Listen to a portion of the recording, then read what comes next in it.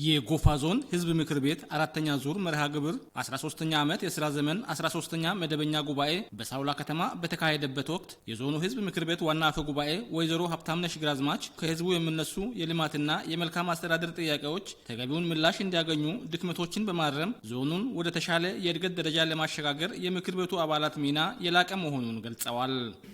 የዞኑ ህዝብ ኑሮ መሻሻል፣ ሰላምና ጸጥታ መከበር፣ መልካም አስተዳደር መስፈን እንዲሁም ማህበራዊ ኢኮኖሚያዊ እድገት መፍጠን የሚረዱ ውይይቶችን በማድረግ ውሳኔዎች እንዲተላለፍ ተደርጓል። ህዝባችን ብዙ አይነት የመሰረተ ልማት ጥያቄዎች አሏቸው። መንገድ ይፈልጋሉ። በገጠር አብዛኛው ቀበሌያት ኔትወርክ ይፈልጋሉ፣ መብራት ይፈልጋሉ፣ ንጹህ የመጠጥ ውሃ ይፈልጋሉ፣ የተሻለ ጤና አገልግሎት ይፈልጋሉ። በተለይም ከሁሉም በላይ የኑሮ ውድነት ህዝባችን የተጎዳ ነው።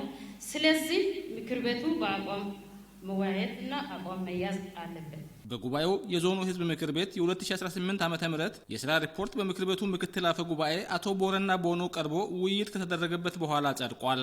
በተጨማሪም የዞኑ አስተዳደር ምክር ቤት የ2018 ዓመተ ምህረት የሥራ ሪፖርት በዞኑ ዋና አስተዳዳሪ ኢንጂነር ዳግማዊ አየለ ለምክር ቤቱ ቀርበዋል። ዋና አስተዳዳሪው በሪፖርታቸው በኢኮኖሚ ልማት ዘርፍ በተለይም በግብርናው የተመዘገበው አፈጻጸም ከእቅድ በላይ መሆኑን ዋና አስተዳዳሪው ገልጸዋል። በአዝርዕት ሰብሎች ከ35424 ሄክታር መሬት በላይ በማልማት 107 በመቶ አፈጻጸም መመዝገቡን ጠቅሰው በሌማት ትሩፋት መርሃ ግብር በእንስሳት ሀብት ልማትና በተፈጥሮ ሀብት ጥበቃ የተከናወኑ ስራዎችም ውጤታማ መሆናቸውን ተናግረዋል።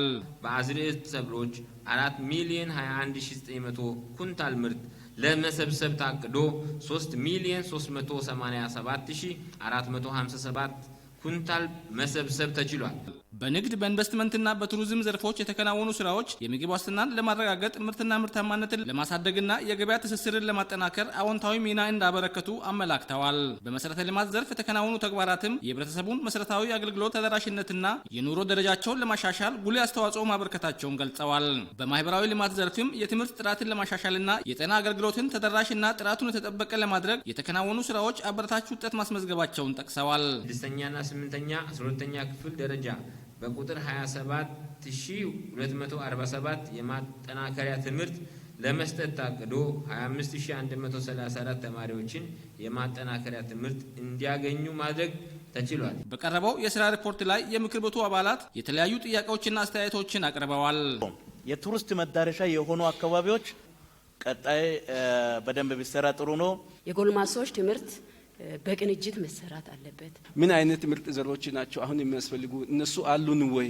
ውሃ ማሰባሰብ፣ እርጥበት መያዝ አካባቢ ላይ አርሶ አደሮቻችን በዚህ ልክ በተቀናጀ መንገድ እየሄዱ ናቸው ወይ የሚለው ነገር ላይ አጽንኦት ብንሰጥ ጥሩ ነው። ለቀረቡት ጥያቄዎችና ሀሳቦችም ከመድረኩ ምላሽና ማብራሪያ ተሰጥቷል። ጉባኤው የዞኑን አስተዳደር ምክር ቤት የ2019 ዓ.ም ጠቋሚ እቅድ፣ የዞኑን ከፍተኛ ፍርድ ቤት የሥራ ሪፖርትና የቀጣይ ዓመት እቅድ እንደዚሁም የ2019 በጀት ዓመት የበጀት ረቂቅ ቀርቦ እንደሚጸድቅ ይጠበቃል።